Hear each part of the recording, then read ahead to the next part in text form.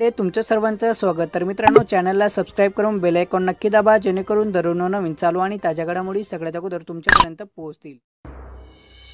तबला गँगचा अड्डा उद्ध्वस्त, देह व्यापारातील संशयित ताब्यात। साक्री प्रतिनिधी शहरापासून जवळच असलेल्या नंदुरबार धुळे रस्ता लगत डोंगराजवळ देह व्यापार करत असल्याची चर्चा साक्री तालुक्यात चांगलीच रंगली असताना साक्री पोलीस स्टेशनचे पोलीस निरीक्षक दीपक वळवी यांनी कर्मचाऱ्यांना सोबत घेऊन धाड टाकली असता त्या ठिकाणी संशयित महिला आढळून आल्याने त्यांच्यावर कारवाई करण्यात आली आहे।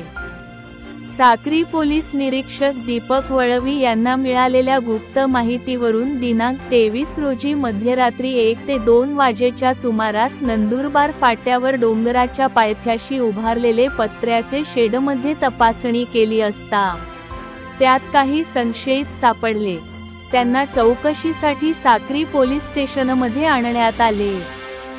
2 महिला परजिल्ह्यातील असल्याने पोलीस स्टेशनच्या अधिकाऱ्यांनी स्त्री इज्जतीचा आदर करत त्यांना समज देऊन एसटी बसवर बसवून घरी पाठविण्यात आले असल्याचे पोलिसांकडून सांगण्यात आले।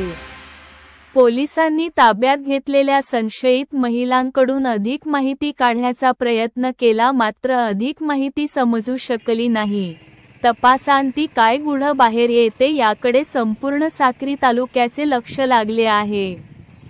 पत्र्याचे शेड केले उद्ध्वस्त, गुप्त माहितीच्या आधारे पोलिसांनी नंदुरबार फाट्यावरील पत्र्याचे शेड तपासले असता तेथे 2 परजिल्ह्यातील अनोळखी स्त्रिया आढळून आल्या। त्या शेडमध्ये पलंग, गाद्या, उश्या, फ्रीज, कूलर, पिण्याचे शुद्ध पाण्याचा ड्रम व इतर आवश्यक वस्तू आढळून आल्या।